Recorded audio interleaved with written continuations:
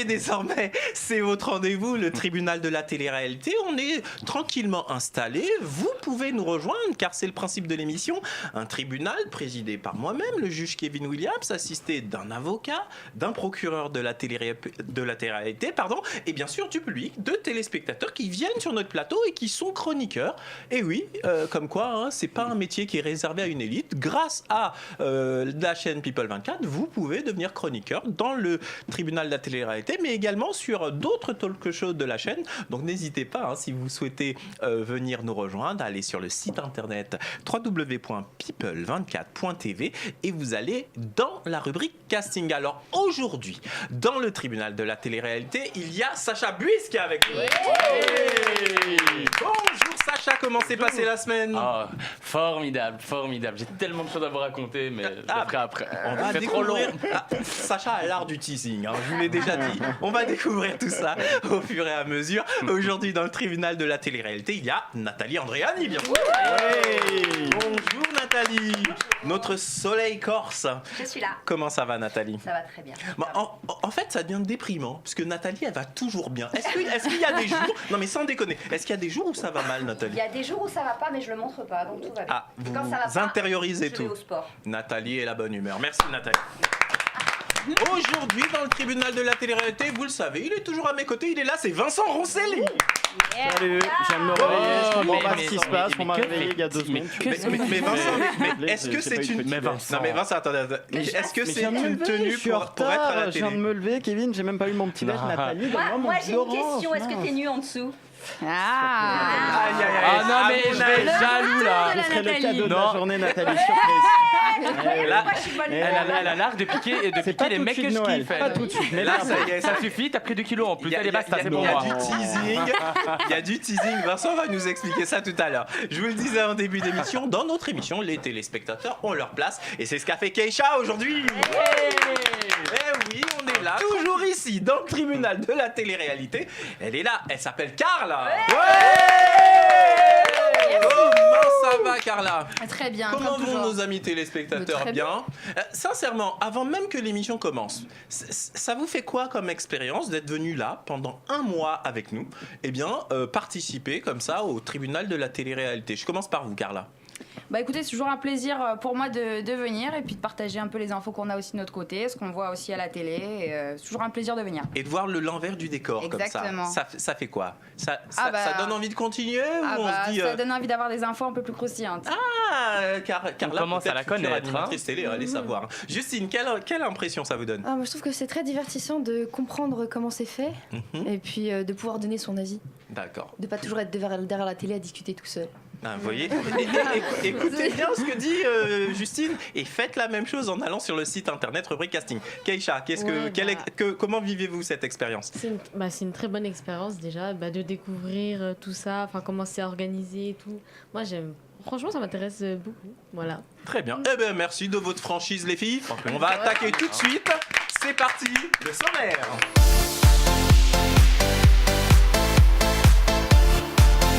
Aujourd'hui, dans son audience, le tribunal de la télé-réalité va débattre des points suivants. Lorraine Cruz a rendu Vincent Roncelli complètement gaga, on vous dit tout dans un instant. Faut-il faire des photos sexy pour durer dans la télé-réalité? Escort Girl et télé-réalité font-ils bon ménage? Nous allons en parler aujourd'hui dans le tribunal de la télé-réalité. Et enfin, retour à l'instinct primaire, que pensez-vous du fait que les candidats doivent être tout nus pour participer à cette émission?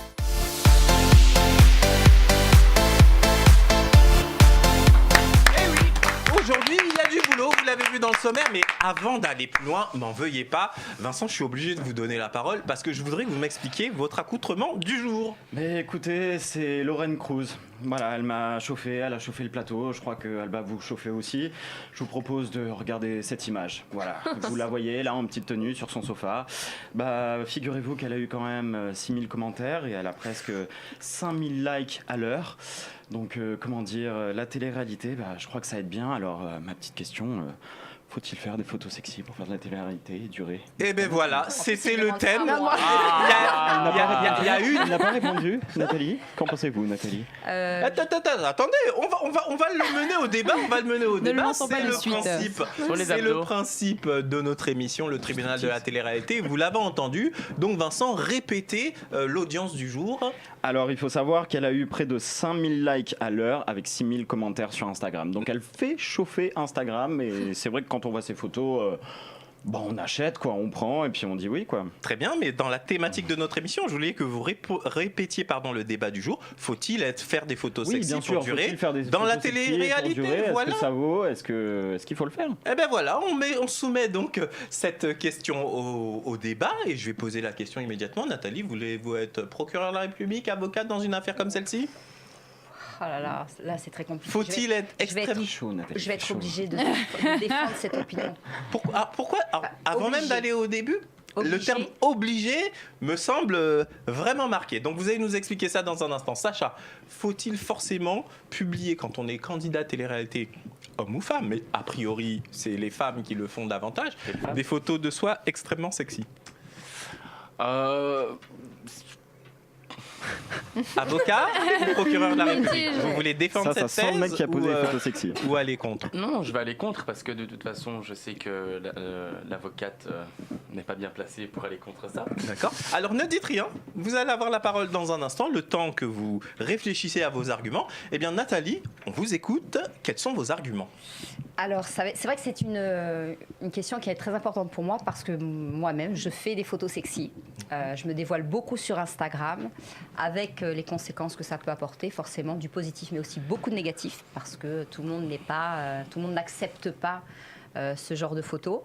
Maintenant, de plus en plus, les filles de télé-réalité se dénudent. Alors, Nathalie, est-ce que vous nous autorisez, pendant que vous parlez, est-ce que les téléspectateurs voient le type de photos que vous publiez sur Instagram? Je vais vous donner quelques photos. Eh ben voilà. Sur mon Instagram, il n'y a pas de souci. Ah non, mais vous inquiétez pas, pendant que vous parlez, c'est en train de J'avais préparé.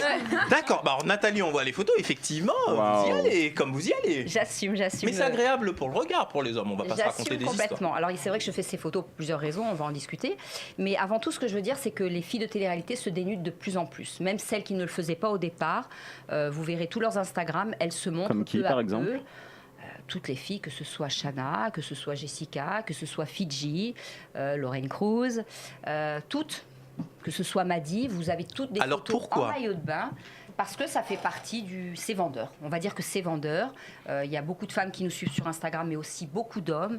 Et on aime les photos, les jolies photos, on aime les photos de charme. Si les calendriers sexy se vendent par milliers, c'est qu'il y a des raisons. Ça fait partie du petit rayon de soleil de la journée. C'est toujours très agréable de voir une photo d'une femme dénudée, comme c'est agréable pour nous de voir un homme dénudé. Moi, je fais ces photos depuis un petit moment, je l'avoue. Mais depuis quelques temps, je reçois beaucoup de critiques. Et je me suis aperçue que mon compte Instagram n'était pas forcément la bonne place pour ce genre de photos. Donc, j'ai créé un compte Instagram privé. Il faut me demander la demande pour y rentrer. D'ailleurs, je vous la donnerai si vous voulez voir quelques photos. C'est parti. Elle est maligne. Elle est maligne. Elle sait comment. Allez-y, notez, prenez un papier, un stylo, c'est parti, c'est le moment. Sur ce compte, vous avez des photos de moi, c'est vrai. Nathalie, vous pouvez le donner, c'est bon, les téléspectateurs veulent aller voir. Allez, donnez-le alors. Nathalie. C'est Nathalie-Andréani, tout simplement. Ce sont des photos, c'est l'hymne au corps, c'est le culte du corps. Je fais beaucoup de sport et je montre les résultats 10 ans avant, 10 ans après. Et j'ai pas honte parce que j'ai 47 ans, je le dis haut et fort. Et c'est pas parce que vous avez eu des enfants que vous devez vous laisser aller. Et c'est vraiment dans ce but-là que je le fais. Je montre pas mon corps en tant que regardez, je suis bien, pas du tout. C'est pas fait dans ce but-là. C'est juste pour montrer qu'on peut être pas mal passé un certain âge, c'est tout. Ouais. Elle assume et elle argumente. Et effectivement, ces arguments, elles tiennent la route. Hein, Sacha, vous en pensez quoi? Vous qui devez détruire tous ces arguments d'ailleurs. Bien sûr. Ça va être dur. Hein. Ils sont tellement amis dans la vie. Je pense personnellement que si on est bien avec soi-même et qu'on fait les choses pour soi, il ne faut pas non plus l'étaler. Voilà. Je pense qu'une femme doit être belle pour elle avant que ce soit vendeur. Voilà. Je pense personnellement que tu n'as pas besoin de faire ça, que ton corps, il est à toi et que ton corps, si tu dois le montrer, le dévoiler, c'est envers une personne qui le mérite et pas envers des millions de personnes. Alors attention, voilà. J'interviens parce que c'est pas Nathalie ici qui est mise en cause, on parle en général. Oui, c'est vrai que Nathalie a parlé d'elle parce qu'elle assume ce qu'elle fait, mais moi je voudrais que vous me disiez par rapport à toutes les publications de toutes les candidates et candidates réalité qui justement, on voit de plus en plus de photos sexy, dénudées, etc. Si pour vous c'est une condition sine qua non pour perdurer, pour durer dans la télé-réalité. C'est ça la question.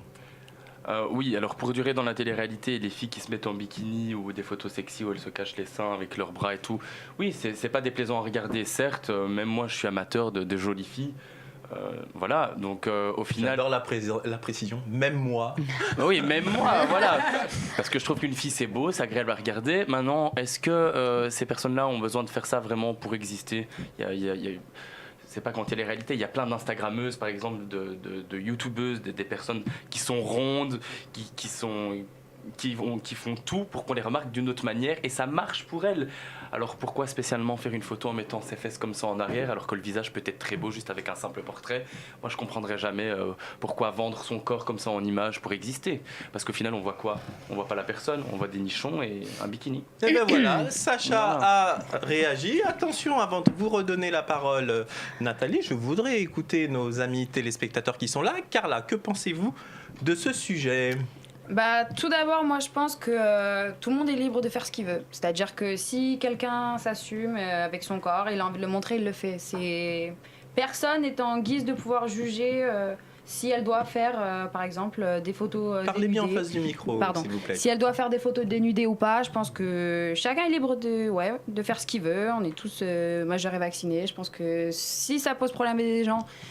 malheureusement, il y aura toujours des comptes pour critiquer. Là, vous venez de dire quelque chose de très important et c'est ce que c'est la question que j'avais posée à Nathalie. Si on est tous majeurs et vaccinés, or la plupart des candidats de télé-réalité sont suivis par un public extrêmement jeune. Ouais. Donc, qu'est-ce que vous pensez de cet aspect des choses ? C'est-à-dire, est-ce que justement, dans une précédente émission, on parlait de l'image qu'on peut apporter d'un point de vue éducatif également au public qui suit les personnalités de télé-réalité ?